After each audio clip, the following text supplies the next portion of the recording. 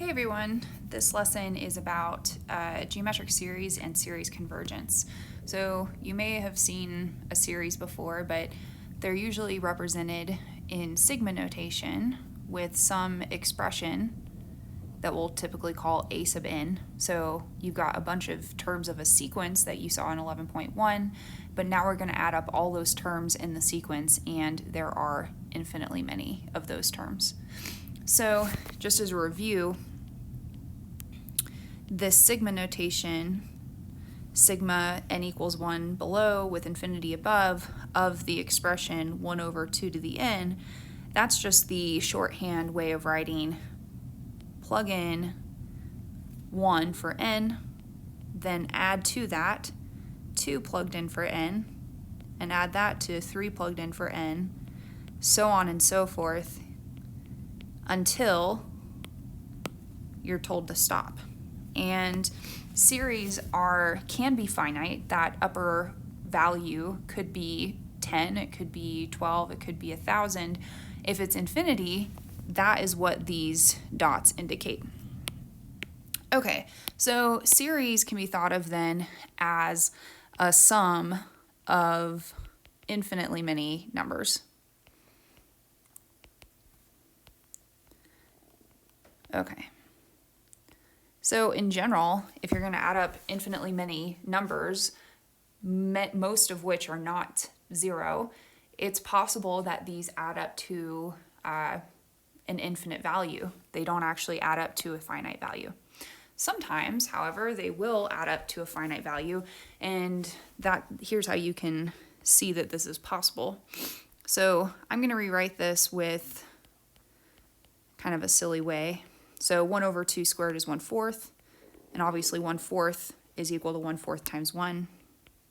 1 over 2 cubed. Nope. Okay. 1 over 2 cubed is 1/8, and that's the same as 1/8 times 1. We've got 1/16 times 1. Okay, so we've just rewritten this series. But what I want you to think of is these numbers, 1/2, 1/4, 1/8, 1/16, those are the heights of some rectangles, while 1 is the width of each of those rectangles. So you can also think of a series as the sum of the areas of some possibly infinite number of rectangles.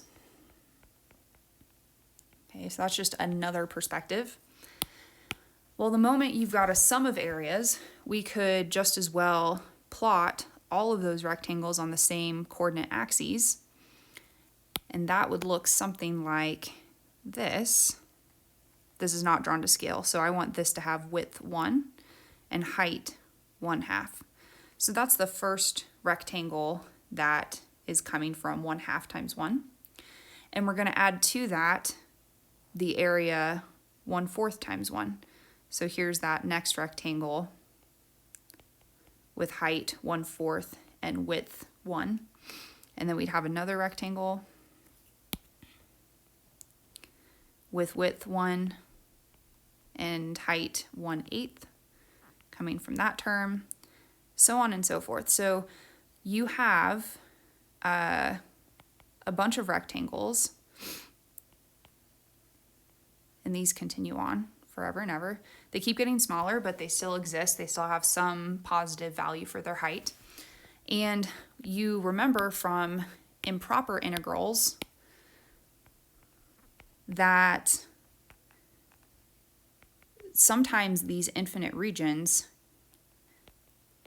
have a finite amount of area. So sometimes these are infinite, but sometimes they are finite. So that is the idea here with series. So we'll come back to actually computing this value, the infinite sum from n equals 1 to infinity of 1 over 2 to the n. So here's the formal definition.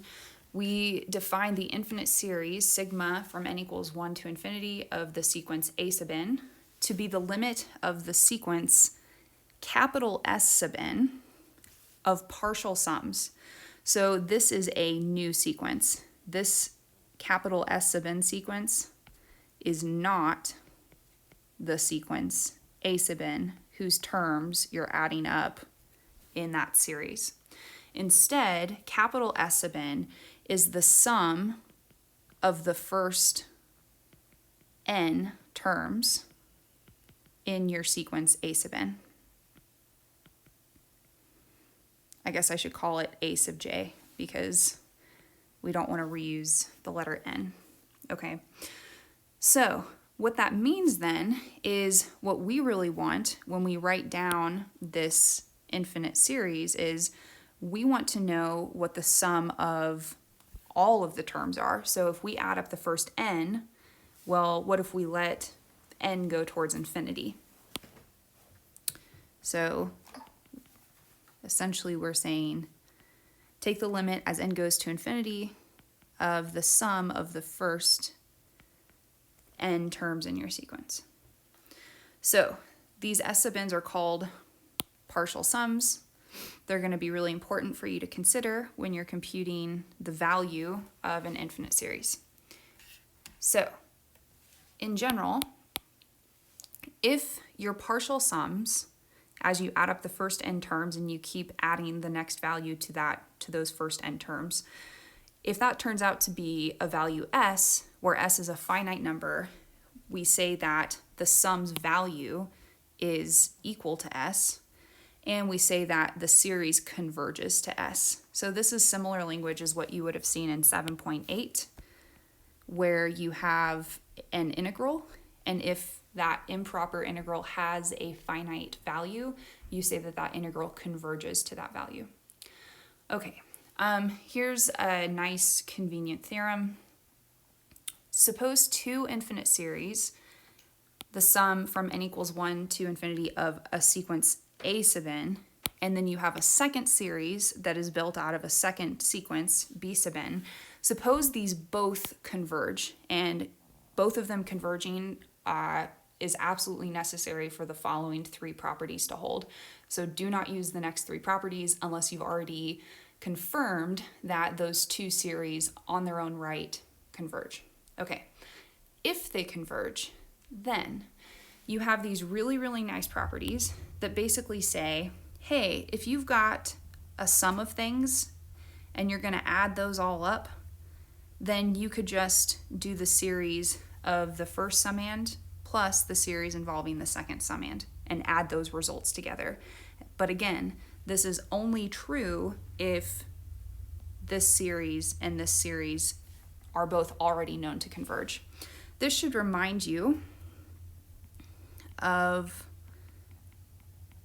the integral property that we use all the time, that this integral of the sum of two functions is the same as the definite integral, as the sum of the two definite integrals, but this is actually only true if these two are convergent. So both of those definite integrals would have to be convergent. Similarly, property 2 says if you have a difference inside of your infinite series, then you can actually split that initial infinite series into two infinite series and then take their resulting difference. So this again should mimic the definite integral property that if you have a difference of two functions, you're allowed to split them up and take their difference later, only if those two integrals converge. And last but not least, this is again similar to your definite integral properties, but if you have a constant value, some real number k, and your series is scaling all of your sequence terms a sub n by a fixed value k, then that k value can actually come out. This is basically like a huge distributive property where you're factoring, where you're factoring that k out of the series. Okay, and this is valid as well for for definite integrals. So this should look familiar. You can pull constants out of the integral. All right, great. Okay, so let's do some examples here.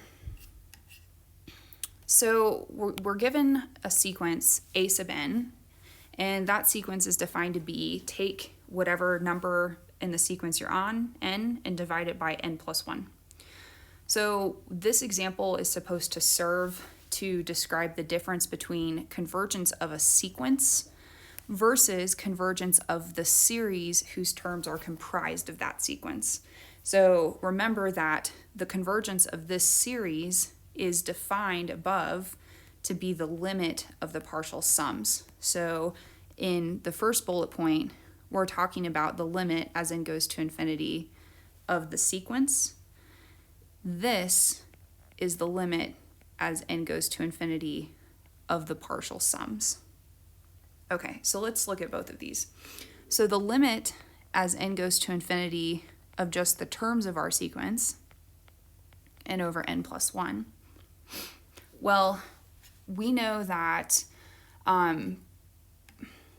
we have, what should I say? There are a variety of different ways to go about thinking about this. We have done, if you think of this as a function, you can think of this as being similar to the limit of the function x over x plus 1 as x goes to infinity. And we know that this function's long-run behavior, okay, its right-end behavior, is the ratio of the leading coefficients if they are equal, if the degrees of the top and bottom are equal. Let's write out a couple terms of this sequence just so that we have an idea and we can actually see that this is going to be 1. So the first term in our sequence would be 1 over 1 plus 1, which is 2. The second term would be 2 over 2 plus 1, which is 3. And then 3 over 4. The fourth term is 4 over 5. Fifth term is 5 over 6. And you get the picture. Okay, so let's write down a couple things that we're noticing about this sequence. First of all, this sequence is increasing. It's monotone.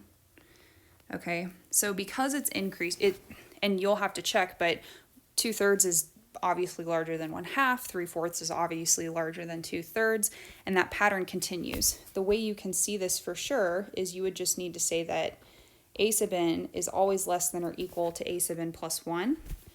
And that's true because, well, a sub n is n over n plus 1. And a sub n plus 1 is n plus 1 over n plus 1 plus 1, which would be n plus 2. And why is that inequality true? Well, if you cross multiply, on the left-hand side, you'll get n squared plus 2n. And on the right-hand side, you'll get n squared plus 2n plus 1. So clearly the right-hand side is always 1 larger than the left-hand side, which validates this inequality, which validates this inequality. Okay, so this is an increasing sequence. However, we can also see that the sequence is bounded. So let me make a little box here. So every term in the sequence has this ratio where the denominator is larger than the numerator. They're also, so that means it's always less than or equal to 1, right? They're also always bigger than or equal to 0. So the terms in this sequence in magnitude are bounded by 1. And there was a theorem in 11.1 that you saw that says, sorry, I'm all over the place. I don't have enough space here. Bounded, which we just verified in the green box, a bounded sequence and a monotone sequence, if you have both properties, that tells you that this sequence converges. All right, so we've verified that this sequence a sub n converges. Okay, now the convergence of that sequence does not imply anything about the convergence of the series. So these are two totally different entities. There's a little bit that the sequence A sub n can tell you about the sequence S sub n, but we'll get to that in the next theorem. So the terms in our series, let's write out just a couple. And I've already calculated what these are, but S sub 1 is adding up the first term. So the first term is 1/2, added to itself is just 1/2. The second term in the sequence would be adding the first two terms in the sequence A sub n. This is roughly 1.17. The third term in the sequence of partial sums S sub n is 1/2 plus 2/3 plus 3/4, which is approximately 1.92. I'll just write down a couple more values.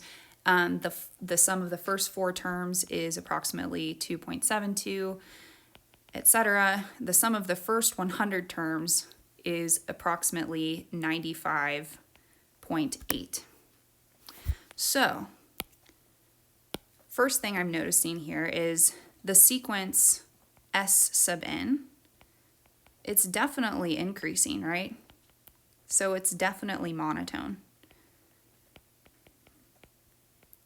So we know that this sequence converges if it's also bounded by the same theorem that we used for the sequence A sub n.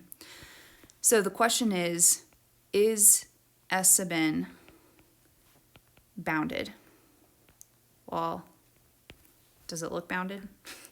It's not bounded. It's very unbounded. It will continue to grow without bound and will approach infinity. So because the sequence of partial sums is increasing but not bounded, that sequence of partial sums diverges to infinity. And that tells us that the series, the sum of the A sub n sequence, diverges. Okay. So here is the relationship, the only relationship, in fact, that you can use to relate the sequence A sub n to the series that adds up the terms in A sub n. This is the only thing you can relate. The limit of the sequence A sub n, if it is not 0, then you automatically can say that the series diverges. Okay. But be very, very, very careful with this, because it is not the case, not necessarily the case, I should say. It is not necessarily the case that if your sequence does converge to 0, then the series of those terms must converge. That is not necessarily true. And we're going to see some examples here.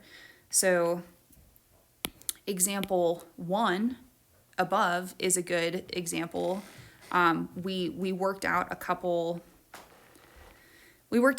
terms in the sequence of partial sums to see that series diverged. But in fact, because the sequence A sub n converged to 1, but this is not 0, we automatically know that this series will diverge by the divergence test. Okay, but the warning will come into play in example 4.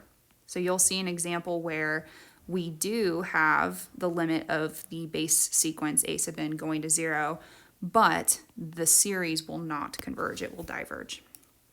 Alrighty. So here is a very, very nice type of series. It's called a geometric series, and obviously it's kind of challenging to determine whether or not a series diverges or converges, but geometric series have a really, really nice form that allows us to know when they converge or not. So here's what a geometric series looks like. You have two constants, a and x. And I know we usually think about x as being a variable that moves. It's fixed in a geometric series. So a and x are given values. The series a plus ax squared plus ax cubed. So the pattern there is I'm adding up a to a times x, and I keep multiplying the previous term by a factor of x.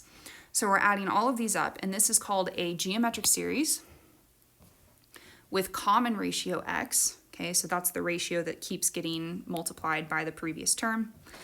If you have a geometric series, then that geometric series converges to the value a over 1 minus x only if your common ratio x has magnitude less than 1. If the magnitude of your common ratio is greater than or equal to 1, then your geometric series diverges. Okay. And maybe this is obvious, but I just want to make it very clear, as example 2 will show. Not all series are geometric. So geometric series are just a special family within all series. So for those series, you can use this geometric series test for convergence or divergence. But because not all series are geometric, you can't always use these tests. So let's go to example 2.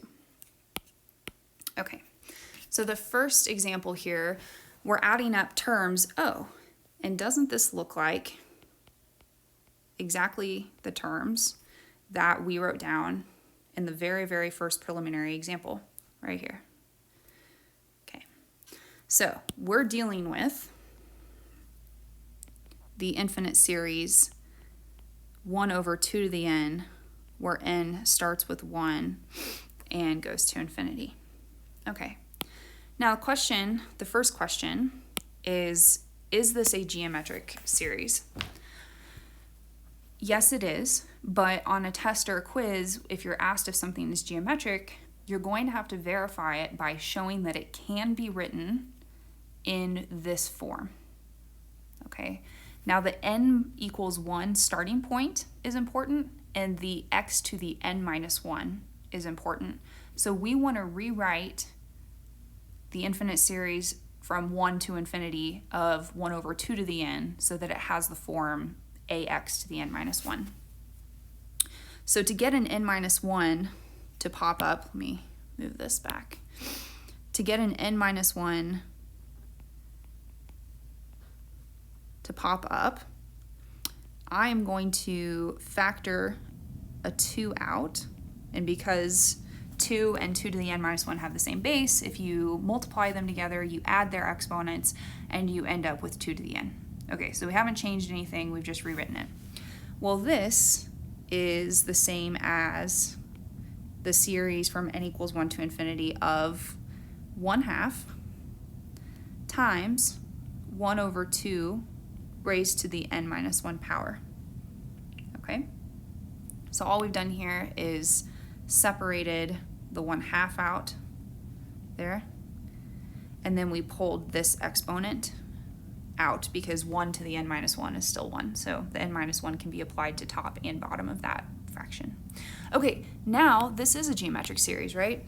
We've got an a, and we've got an x to the n minus 1 power. Our series starts at n equals 1. Yes, this is geometric.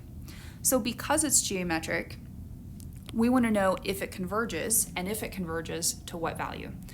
So the test for convergence always depends on the common ratio x. It really does not care at all about the value of a. So it converges if and only if the common ratio x, which is 1/2, is in magnitude less than 1. Is this true? Well, yeah, it is. So this is true. Therefore, this series converges, and it converges to the value a over 1 minus x, and we've identified a to be 1/2. We've identified x to be 1/2. So in fact, this series converges to 1. Good. Okay. I almost asked if there are any questions. but you're not here right now, so sorry. Okay. All right, so the next problem. We have a series that starts at n equals 1, goes to infinity, and here's our sequence a sub n, whose terms are being added up. Okay, so the first question we're asked is this geometric? And at first glance, it does not look like it has the form ax to the n minus 1. But can we rewrite it so that it does? So the question is, can you rewrite the terms a sub n to look like a x to the n minus 1 for some constants a and x? Well, this is just some algebraic manipulation, and you'll probably have to do this on your homework, but remember that 2 to the 2n is the same as 2 squared to the n, and let's see here, 3 to the n minus 1, that's totally fine. 3 to the n minus 1, and then we've got, oh wait, well that's just 4 to the n, 3 to the n minus 1. Well, that n minus 1 exponent in the denominator is nice, because that's what we have up here in our geometric series format. And so I'm going to pull a 4 out of the numerator so that an n minus 1 exponent appears. And finally, if I factor that 4 out, I've got 4 times 4/3 to the n minus 1 power. Cool. So yeah, it looks like the terms, the summands, those summand terms in our series are of the form a times x to the n minus 1, where a is 4 and x is 4/3. So, yes, this is geometric. Okay, well, since it's geometric, we can test whether or not it converges by only looking at the magnitude of the common ratio x. Our common ratio x is 4/3, so the magnitude of 4/3 is 4/3. Is that less than 1 or greater than or equal to 1? Well, it's greater than or equal to 1, so we can conclude that the series diverges. All right.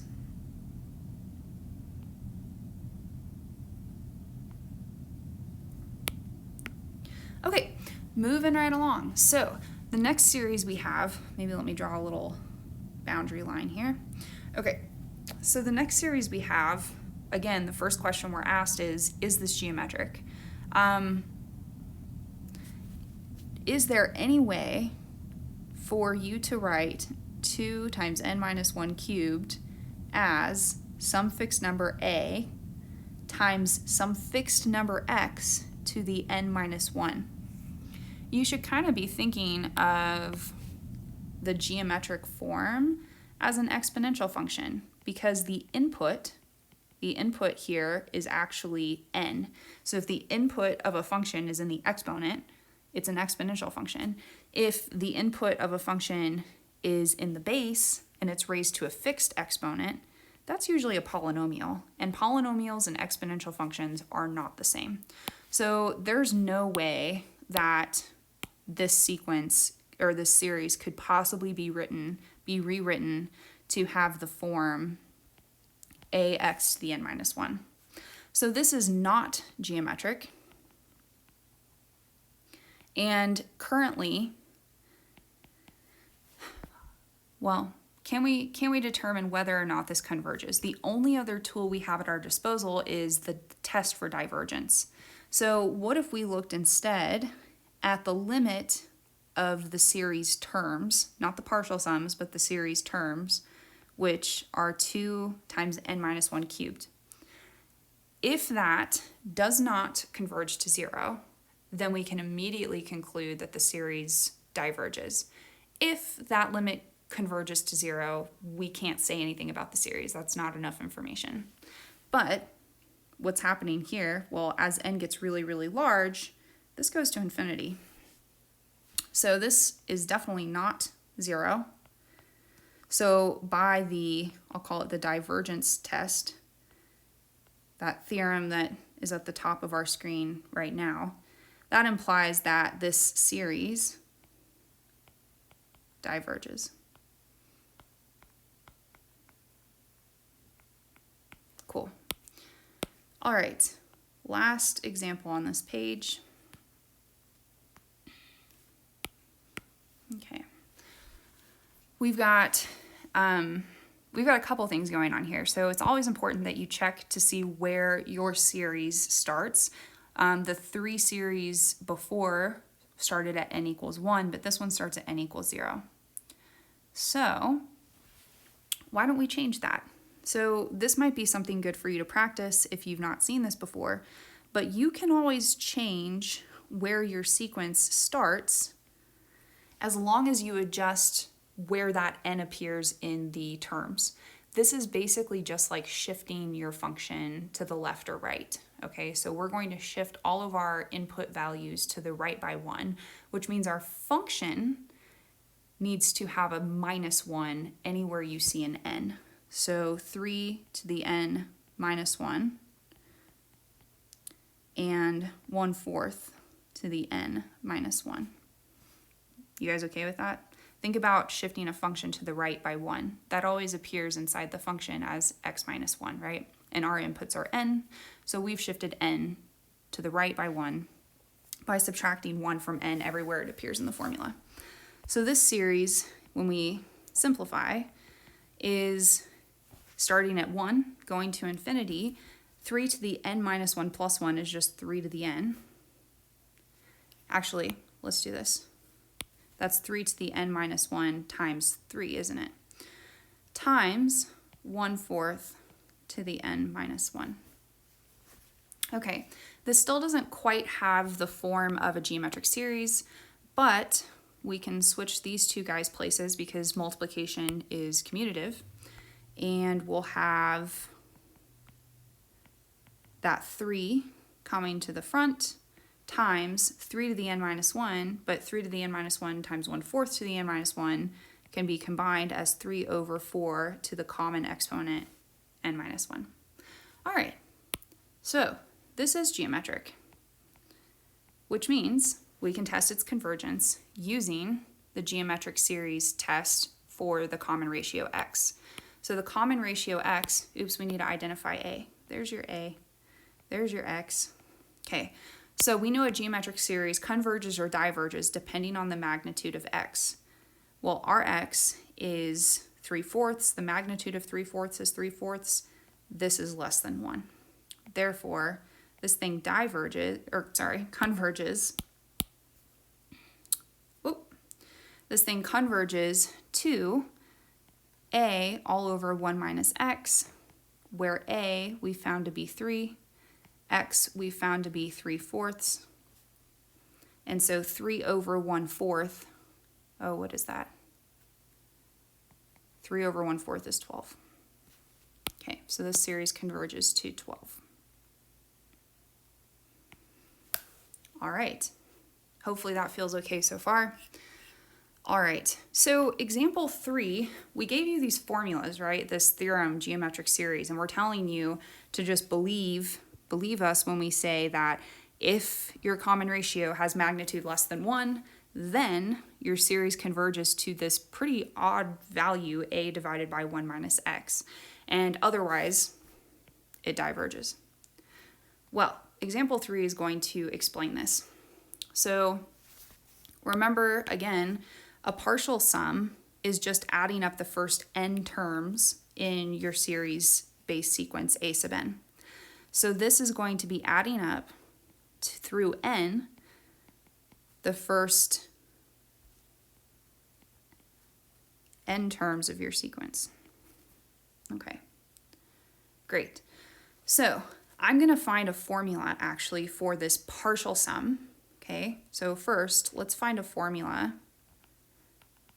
Given that the series is geometric, let's find a formula for the sum of the first n terms. This is kind of like Gauss's law, not law, but Gauss's formula for adding up the first 100 integers, positive integers. There's actually a formula that we can derive for the sum of the first n terms in a geometric series. We're going to find a formula for that.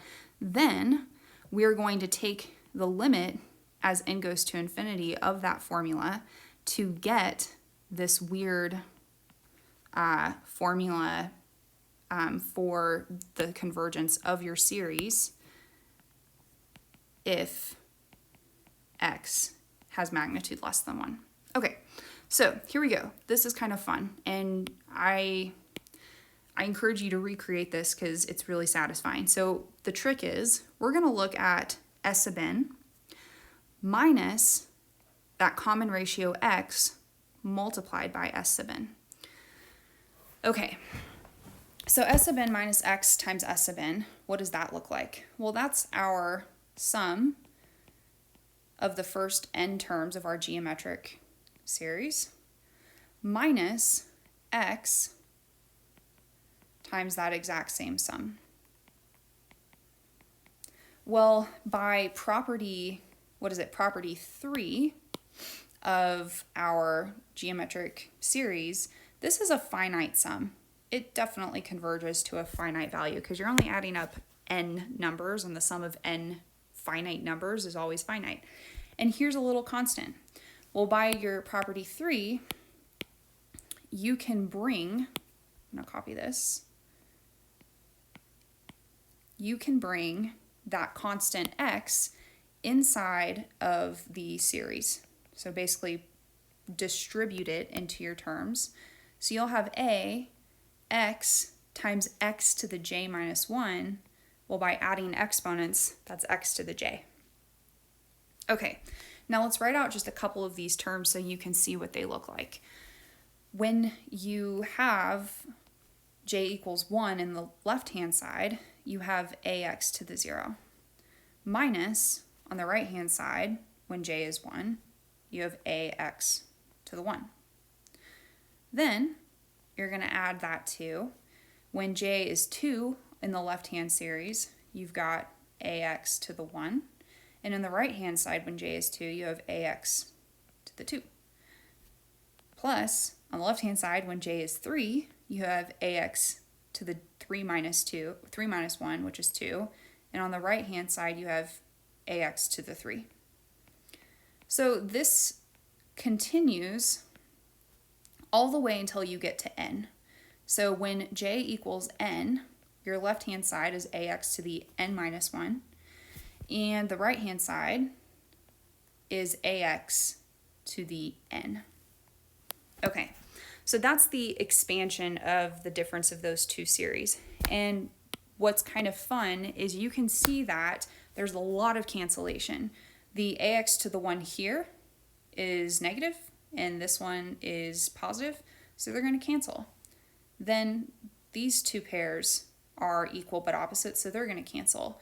This negative ax cubed will cancel with somebody in there, and this ax to the n minus 1 will cancel with someone in there, and what you're left with is ax to the 0, which is just a, minus ax to the n. So anytime this kind of collapse happens, you've got what's called a telescoping series. A bunch of collapse happens, and then you just are left with the tails of the series. All right, so what does this do for us? Well, this tells us that s sub n minus x s sub n is equal to a times ax to the n. And by factoring out an s sub n on the left, I'm left with s sub n times 1 minus x. And by factoring an a out on the right, you're left with a 1 minus x to the n. So you can actually solve for s sub n by dividing by 1 minus x as long as x is not 1, right? You can't divide by 0. So as long as x is not 1, you can say that s sub n is equal to a times 1 minus x sub n all over 1 minus x. Okay, so this is us finding a formula for S sub n. Now that we have this formula, what we're really interested in is understanding what these partial sums do as you add up more and more terms. In other words, as you take n to infinity. So that was 1. Now step 2, what is the limit as n goes to infinity of S sub n, which we've just found to be equal to that expression? Well, the only place that you see an n in this expression is as an exponent of the common ratio x. And if you have a number, x, whose magnitude is less than 1, maybe think 1/2 or 0.1, if you multiply something times itself n times, it's going to get smaller, right? 0.1 times 0.1 is 0.01, times another 0.1 is 0.001. So if you multiply something that has magnitude less than 1 times itself, it will monotonically decrease, which means it'll monotonically decrease to a times 1 minus 0 if we're in the setting that we were just discussing, the magnitude of x is less than 1, or if x has magnitude greater than or equal to 1, what's going to happen? Well, if you square something that's bigger than 1, like 1.2, you get 1.44. And if you multiply 1.44 times 1.2, you get something bigger than 1.44. So this pattern of increase will occur when the magnitude of x is larger than 1. So this is going to diverge. Okay, and the moral of this is simply just to show you where our rules came from up here on the bottom of page 2. So this was introduced so we could kind of play with it in example 2, but example 3 is intended to show you where those rules come from. So there you go. All right, we're almost done with this worksheet, guys. So in this example, I want you to see a sequence a sub n equals 1 over n.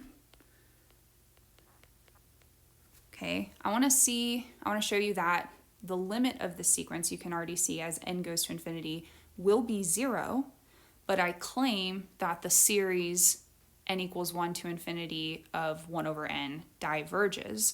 And this is not a geometric series, so how would we figure out that this series diverges even though it's not geometric and it doesn't pass the divergence test? Okay, so let's just discuss that. First of all, if you apply the divergence test, the only time you can apply it is if the limit of the terms of your series, not your partial sums, but the actual terms, is not 0. Well, this one is 0. So that means that the divergence test cannot be applied. There's nothing to be said there. All right. The second question would be, is this series geometric? Definitely not. As we said up here in example 2, number 3, you've basically got a power of n that is fixed versus a fixed value raised to the power of n. There's no way for you to rewrite 1 over n as ax to the n minus 1.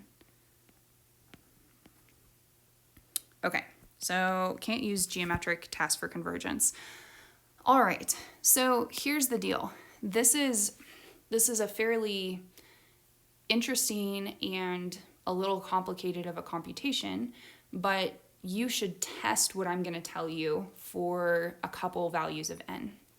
It turns out that, well, first of all, let's just see the pattern here. You can see that the sequence of partial sums, S sub n, those are your partial sums, that they increase, right? When n is 10, you've got 2.93. When n is 20, you've got 3.60.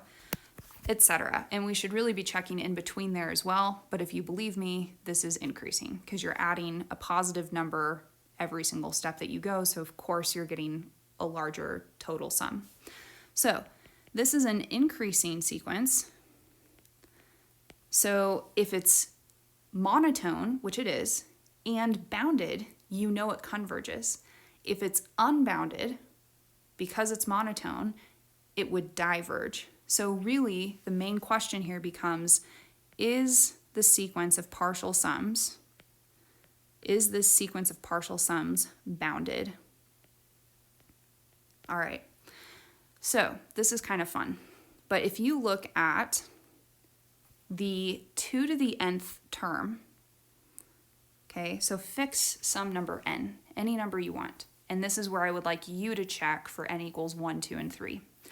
If you choose a value of n and you look at s sub 2 to the n, that value is always greater than or equal to 1 plus n times 1/2. Okay? Which means, of obviously 1 plus n over 2 is bigger than n over 2. Well, as n increases, n over 2 increases, which means as n increases, s sub 2 to the n increases. So this goes to infinity as n approaches infinity, which means the terms in your sequence are unbounded. Okay, so I would like for you to check this inequality for n equals 1, 2, and 3, just for your own practice. But that tells us then that this series, which is called the harmonic series, it diverges. Okay, despite the fact that we could not use the geometric series test for convergence or divergence, and despite the fact that the limit of its terms is 0, it diverges. Alrighty folks, I'm gonna maybe make another short video where I work through these 3 exercises, but the complete solutions to this entire worksheet, including all of these exercises, will be provided. So I might make a short video that goes through these 3 problems just so you can have a little bit more to watch, but I'll do that in a separate video. Thanks for watching.